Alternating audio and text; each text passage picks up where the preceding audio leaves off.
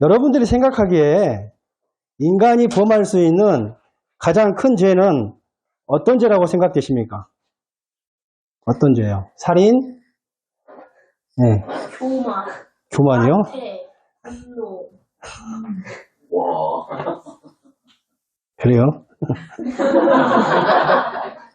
살인?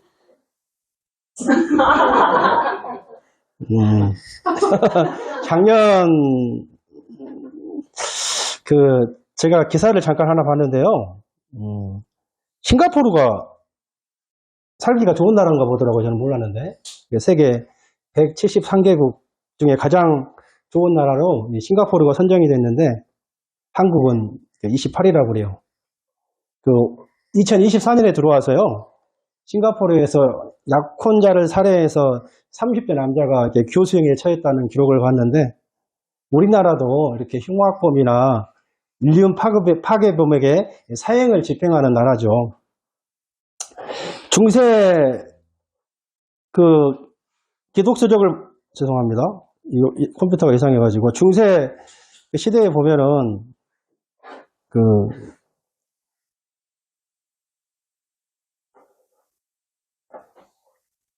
경건서적들을 보면은요, 경건을 추구하는 사람들이 일주일 단위로 매일 한 가지 제약과 더불어 씨름을 하면서 그 제약과 이렇게 극복을 하면서 싸웠다는 이야기가 있습니다. 뭐 쉽게 말하면은 죽음에 이르는 죄라는 게 있어요. 죽음에 이르는 죄. 여러분, 얼마나 큰 죄악이면 죽음에 이르는 죄라고 하겠습니까? 그 죄악이 이제 7가지를 이야기를 하는데요. 그 7가지 죄악 중에 첫 번째는 교만입니다.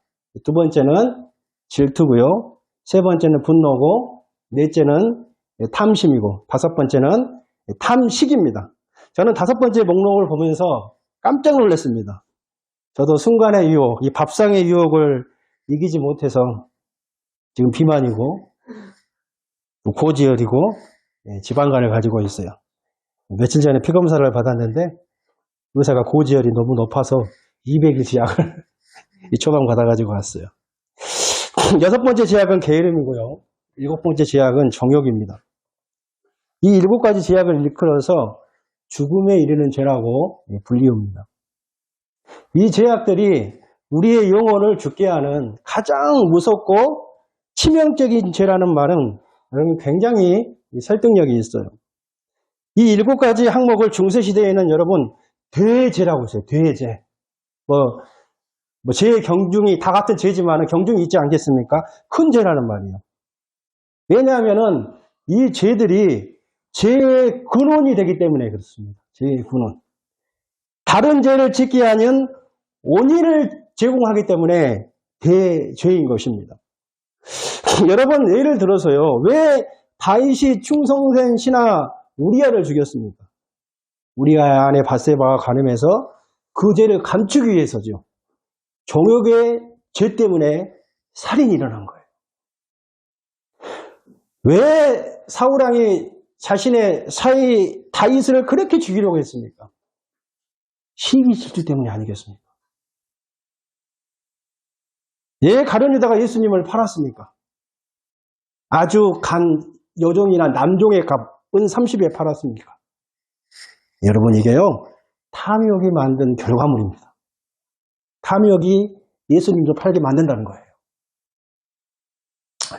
오늘 예수님은 저와 여러분 모두가 죄의 근원이 되는 7가지 죄에 대해서 항상 경계하고 또 주의하고 하나님의 은혜를 구하게 되기를 원하시는 거예요. 그 중에 첫 번째 제약이 교만인데요. 교만은 모든 제약의 뿌리라고 할 수 있습니다. 다시 말하면 교만이 질투라는 열매를 맺어요. 교만이 분노라는 꽃을 피웁니다. 교만이 탐심이라는 열매를 맺는 거예요. 그래서 교만은 모든 제약의 뿌리가 되는 것입니다.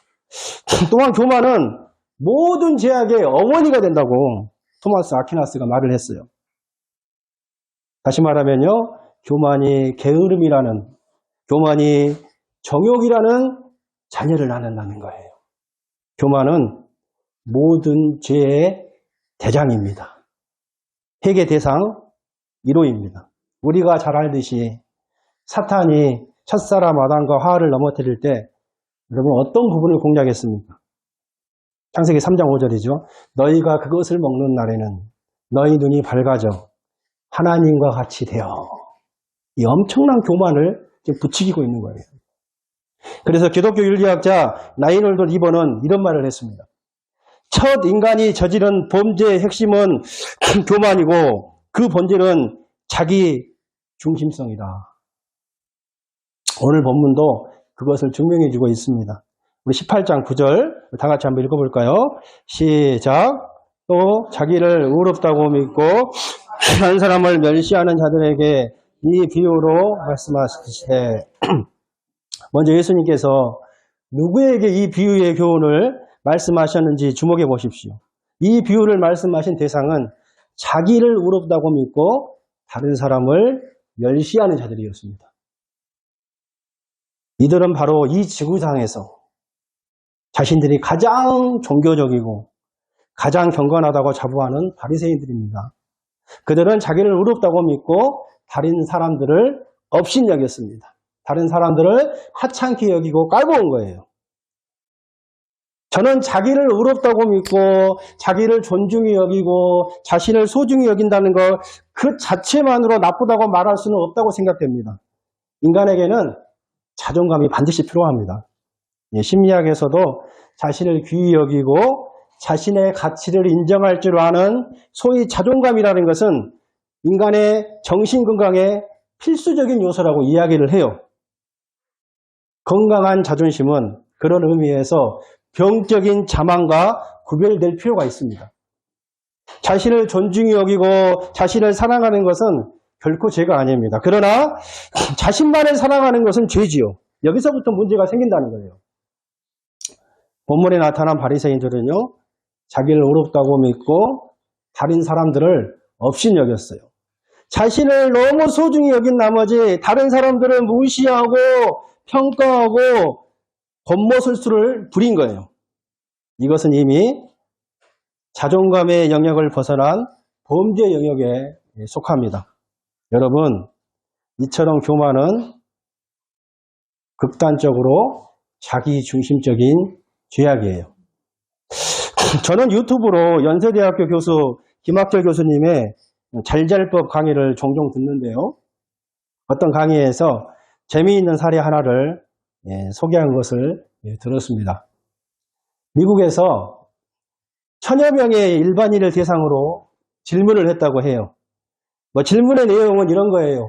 모든 사람들이 다 알만한 유명한 연예인들 가운데서 죽어서 천국에 갈 것 같은 사람이 있습니까? 만약에 있다면 그 사람이 누구입니까? 누가 천국에 갈 수 있겠습니까? 이런 질문을 던졌더니 우리도 잘 아는 캘커타의 성녀라고 불리우는 마더 테레사가 79%가 나왔다고 그래요. 인도에서 가난하고 병든 사람을 위해서 온 인생을 걸고 헌신했던 마더 테레사 같은 분이 가야 한다. 이렇게 나왔다는 거예요. 또는 두 번째는 마이클 조던이 65%가 나왔다고 그래요. 좀 이해가 안 가지만 농구 잘하면 천국 가는지 모르겠습니다만 아무튼 미국 사람에게는 마이클 조던이 거의 스타 아니겠습니까? 세 번째는 영국의 다이애나 왕세자비가 60% 나왔다고 그래요. 그런데 이 설문조사에서 제일 흥미로운 결과가 뭐냐면요. 여러분 무려 87%나 응답을 받은 인물이 있었다고 해요. 온 세상 사람들이 존경하는 마더 테레사도 79%밖에 안 나왔는데 무려 87%를 얻은 인물이 있는데 여러분 그 사람이 누굴 것 같습니까? 누굴 것 같아요? 정답은 바로 자기 자신이래요. 네, 자기 자신이 여러분 이게 뭘 의미하겠습니까?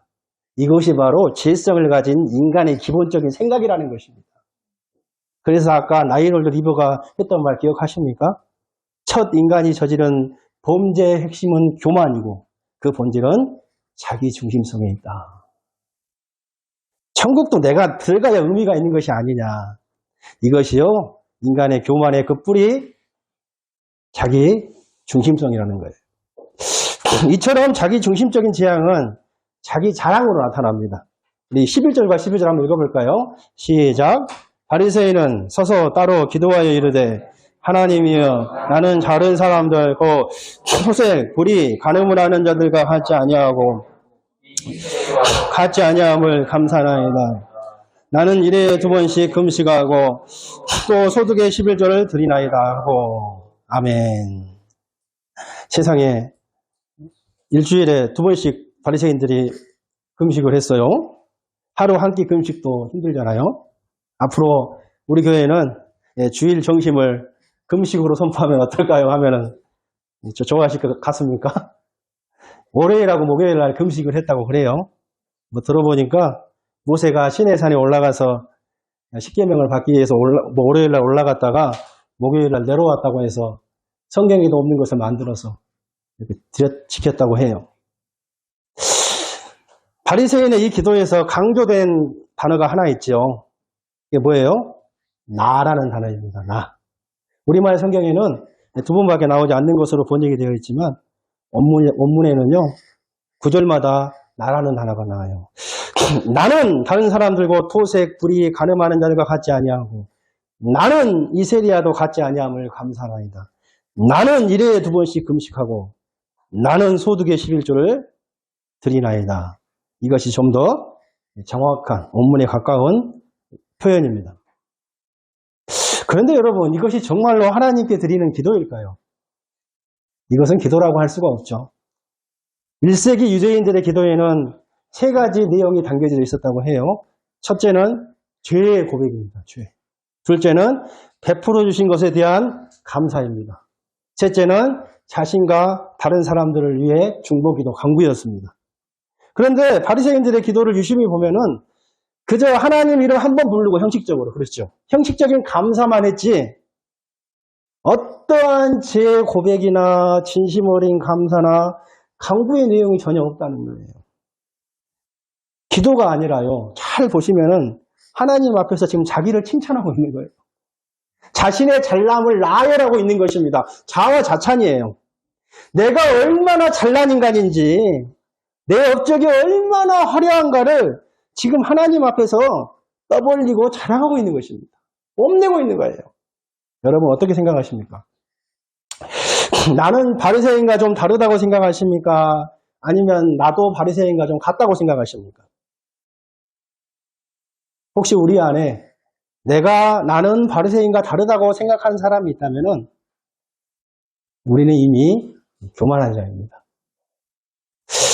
처음에요. 바리새인들은 세상 속에 살면서 성경 말씀대로 거룩하고 구별된 삶을 살려고 무척이나 노력했던 사람들이에요. 이 바리새가 이 구별된 자란 뜻이잖아요. 다른 삶을 살기 위해서. 무던히 지나칠 정도로 애썼던 사람이에요. 누군가가 그러더라고요. 세상 속에서 교회에 다니는 사람들은 많은데 진정한 그리스도인을 찾기가 힘들다고. 정말로 바리새인들은요. 율법의 작은 것 하나까지 세밀하고 철저하게 지키려고 정말로 지나치다 싶을 정도로 엄청 노력을 했습니다. 하물며 이스라엘은 포도주를 음료수처럼 마시니까요. 포도주를 만들다가 하루살이가 하나 빠졌어도 그걸 걸러낸 거예요. 왜요?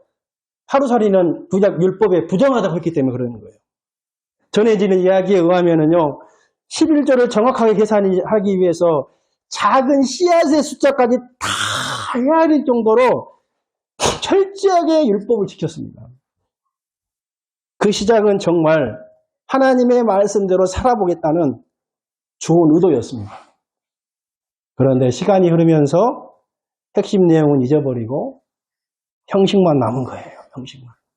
껍데기만 남은 거예요. 돼지 껍데기도 아니고. 네, 여러분.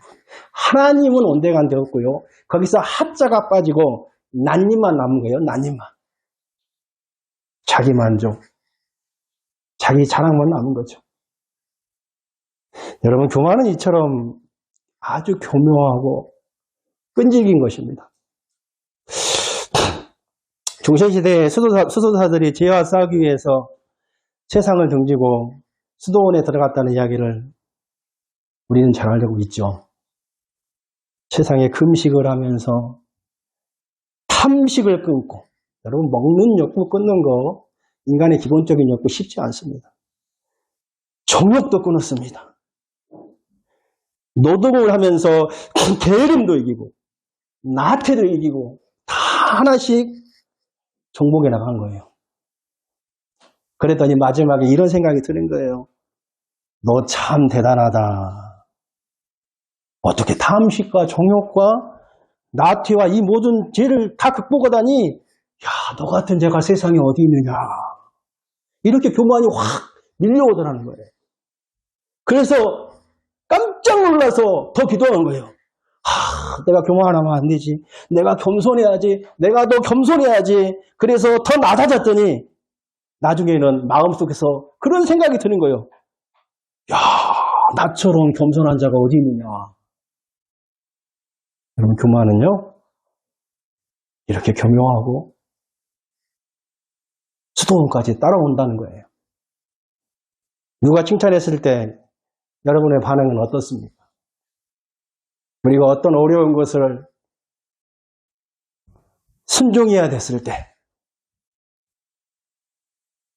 제가 아주 오래전에요, 그 교회에서 40일 특별 새벽 기도를 해서 제가 뭐 학교 다니면서 한 4시간, 5시간 동안 왕복을 하면서 40일 특별 새벽 기도를 빠지지 않았어요. 20대 초반인 것 같아요. 열심히 정말로 교회 멤버로서 또 교회에서 강고도 하고 하고 싶었어요. 다른 사람이 칭찬을 한 거예요.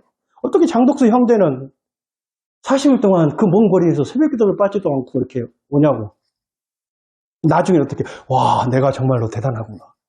처음에는 정말로 순수한 마음으로 같은 멤버로서 하나님 앞에 기도하려고 했는데 나중에 이게 바뀐 거예요. 와, 내가 대단하구나. 하나님, 제가 저에게 맡겨주신 사명을 감당하겠습니다. 하나님, 내게 맡겨주신 그 십자가를 제가 지겠습니다. 그 어려운 길, 힘든 길, 제가 십자가를 지고 가겠습니다. 이렇게 고백하고 열심히 살아오지요. 나중에는 그 고백이 어떻게 바뀌는 거예요? 하나님, 제가 그 어려운 십자가를 졌네요. 제가 그 어려운 것을 해냈습니다. 이렇게 우리는 교만한 일은 아닌지요, 여러분. 그렇다면 어떻게 하면 내 안에서 요동치는 이 교만의 죄를 여러분 극복할 수가 있겠습니까? 해답은 한 가지밖에 없는 것 같습니다. 한번 따라해 보실까요? 세리의 자리에 서야 합니다. 세리의 자리에 서야 합니다. 여러분, 우리는 세리의 자리에 서야 되는 거예요. 세리의 태도를 배워야 하는 것입니다. 우리는 세리의 기도를 배워야 해요. 13절 한번 읽어볼까요? 시작. 세리는 멀리 서서 감히 눈을 들어 하늘을 쳐다보지도 못하고 다만 가슴을 치며 이르되 하나님이여 나를 불쌍히 여기소서 나는 죄인 중에 계시겠습니다. 아멘. 세리는요, 하늘을 쳐다볼 수 없을 정도로 자신이 죄인임을 자각하고 있는 거예요. 죄의 근원지잖아요. 만물보다 거짓되고 부패한 게 죄의 근원지잖아요. 우리의 영혼을 새롭게 하는 게 이 마음이잖아요. 그래서 이 마음을 계속 치면서 죄에 대해서 슬퍼하고 나를 불쌍히 여겨달라고 기도하고 있는 거예요. 유대인들은 성전에서 기도할 때 두 팔을 엇갈려서 가슴 위에 얹고 기도를 했다고 합니다. 이런 식으로. 근데 세리는요, 가슴을 치면서 기도를 했어. 히브리적으로 이렇게 미알료 용법이라고 한두 번만 치는 게 아니라 현재 진행형이에요. 계속 치면서 가슴을 치면서 하나님 너를 불쌍히 여겨달라고. 유대인들의 남자들은 이렇게 기도하지 않는다고 합니다. 다만 여인들이요, 장래와 같이 큰 슬픔을 당했을 때 가슴을 치면서 기도한다고 해요. 큰 감당할 수 없는 비극을 당했을 때 가슴을 친다는 거예요. 세리는 자신의 죄를 기억하면서 통회하는 심령으로 가슴을 치면서 이렇게 기도하고 있는 거예요. 자신의 죄로 극심한 괴로움을 느꼈다는 것을 알 수가 있죠. 여기서 불쌍히 여긴다는 말은 헬라어 원문에 보면은 힐라스타테리온이라고 하는데요. 이 단어는 속죄소를 가리킵니다. 대제사장이 지성소에 들어가서 제사를 드릴 때 법궤 앞에 서서 피를 뿌리는데요. 그 법궤 앞에는 이 판이 하나 붙어 있죠. 그 판을 우리가 잘 아는 시은소 또는 속죄소, 멀시트, 국민의 자리라고 부르는 거예요. 이 속죄소에 피를 뿌리고 기도를 하죠. 그래야 하나님께서 받아주시고 그 기도가 응답이 됩니다. 그러므로 이 말은요, 하나님, 저는 감히 하나님 앞에 설 수도 없는 죄인입니다. 이 정관사 더가 붙어 있거든요. 그저 한 죄인이 아니라 그 죄인이라는 말이죠. 사도 바울이 고백했던 그 죄인들의 두목이라는 말입니다. 하나님의 자비가 없이는, 하나님이 불쌍히 여기지 않으면 살아갈 수 없는 죄인들의 괴수입니다. 저는 하나님의 저주와 심판을 피할 수가 없습니다. 오직 내 의가 아니라 예수 그리스도의 의를 의지하고 십자가의 보혈을 의지하고 나아갑니다. 바리새인들은 아무리 경건하게 살고 거룩하게 살아도 의롭다 여김을 받을 수가 없어요. 왜요? 인간의 의로는 구원받을 사람이 없기 때문에 그렇습니다. 우리는 다른 의가 필요해요. 인간의 의가 아니라, 인간의 어떤 선행이나 노력이라는 의가 아니라 다른 의, 그게 뭐예요? 예수 그리스도의 의가 필요한 거죠. 여러분, 이렇게 처절하게 자신을 낮추며 기도하는 세리에게 어떻게 교만이 침투할 수가 있겠습니까? 어떻게 다른 사람을 정죄하며, 어떻게 다른 사람들을 비교하며, 어떻게 다른 사람들을 평가할 수가 있겠습니까? 어떻게 자신의 의를 나타내며, 자기 중심성이 나타나며, 자신을 뽐내며, 자신을 자랑할 수가 있겠습니까? 성경은 분명히 우리에게 이야기를 합니다. 하나님께서 구하시는 제사는 상한 심령이라. 하나님이여 상하고 통회하는 마음을 주께서 멸시하지 아니하시리이다. 아멘. 그러므로 사랑하는 성도 여러분, 우리도 세리의 자리에 서기를 소망합니다. 우리 삶 속에서요, 구체적으로 세리의 자리에 서는 것, 저는 한 가지만 적용하고 마치기를 원하는데, 그것은요, 내 마음 중심에 내가 아니라 하나님이 하셨다고 고백하기를 원해요. 나를 나되게 하시는 그 하나님만 의지하기를 원합니다. 신명기 8장 18절에 이런 말씀이 있더라고요. 한번 다 같이 읽어볼까요? 시작! 내 하나님 여호와를 기억하라. 그가 내게 재물 얻을 능력을 주셨습니다. 여러분, 누가요? 하나님이 나에게 재물 얻을 어빌리티, 능력을 주신 거예요. 여러분 믿으십니까? 그러니까 여러분, 행복도, 건강도, 자식 잘 키우는 것도, 공부 잘하는 것도 뭐예요? 하나님이 주셨다는 거예요. 마음속 깊은 곳에서부터 여러분 이것을 깨달으셔야 돼요. 내 노력, 내 열심, 내 아이디어, 내 성실이 아니라 하나님이 그런 능력을 주셨다는 것입니다. 지난주에 다윗이가 학교에서 상장을 하나 받았어요. 상위 10%에 들었다는 상장. 저는 우리 아들한테 바라는 건 없었어요. 우리가 늦게 왔기 때문에 10학년부터 학교를 다녔기 때문에 아이고 우리 아들이가 고등학교만 졸업하면 되겠다. 저는 여기까지. 그 이상은 없었어요. 근데 어찌됐든 간에 UBC도 들어갔지만 학교가 멀어서 안 갔거든요.